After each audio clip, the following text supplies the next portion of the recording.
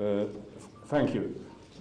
You may have seen that Security Council issued a statement on the 17th of December that emphasized that the principles of Security Council Resolution 2254 is still valid. What do we mean by that? Of course, we all understand, let me say what we don't mean by that. We don't mean, no, that there should be, as the resolution says, that there should be negotiations by the government, between the government and the opposition. That is obviously no longer relevant. So when we say the two principles, the core principles, is one, I think something all Syrians would agree to, and that is the protection of Syria's sovereignty and territorial integrity and its unity. The second principle is about the need for a political process that is going through a transitional phase that is inclusive, and as it says in the resolution, it is non-sectarian, with the help of the United Nations. So, and then there are many other issues in the resolution. It's about the missing and detained, it's about refugees, it's about humanitarian assistance, and all of this. That being said, there are now also discussions going on about the possibilities to have a new resolution supporting what is now the transitional phase going on in Syria. But this will most probably take time. It is, of course, up to the Security Council itself.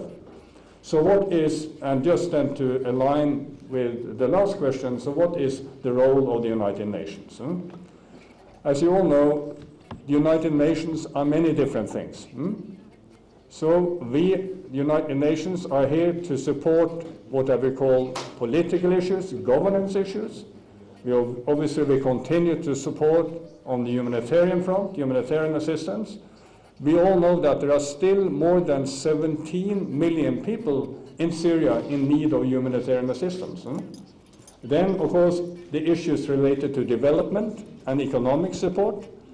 And of course here, all the issues related to sanctions that will be critical to be addressed if we are to see real reconstruction taking place. Then there are issues related to, the rule of law, human rights, and what I mentioned to you on transitional justice. In all of these areas, United Nations have experience, and we can contribute.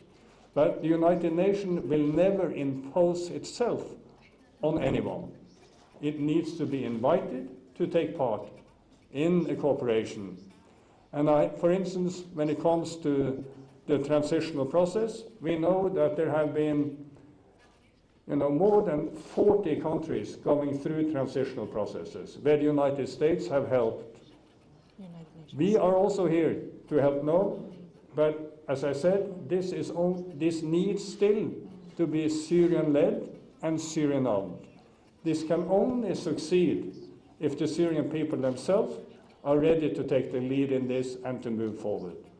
And from what I've been hearing the last few days, I'm encouraged by what I'm hearing, and I hope we will know, within the next foreseeable future, we will see a movement towards the next phase of the transitional period.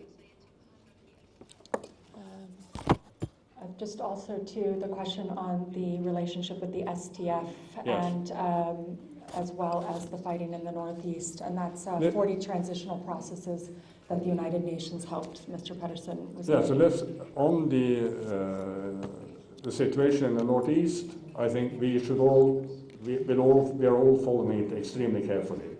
Obviously, we need to give the negotiations between the caretaker authority and the SDF a chance.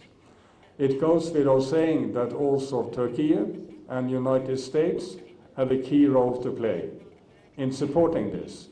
And we are hopeful that we will now allow the two parties enough time to be able to move forward, so this does not end in the full military confrontation that will not serve the interest of the Syrian people. Second round of questions. I'll start with Syria TV and then to Al Jazeera, please. So this woman, the woman in the front, please. Sasha, if we could bring a mic over here. Thank you. Second row, thank you very much. حنين عمران تلفزيون سوريا. ما مصير العقوبات على سوريا ألم يحن الوقت لرفعها وما مصير مساعدات الأممية في ظل هذه العقوبات ولا سيما أن الشعب السوري ومعظمه تحت خط الفقر. If you could just pass the microphone back behind you to the gentleman in the jacket and the glasses, please. No, behind you, please. Thank you.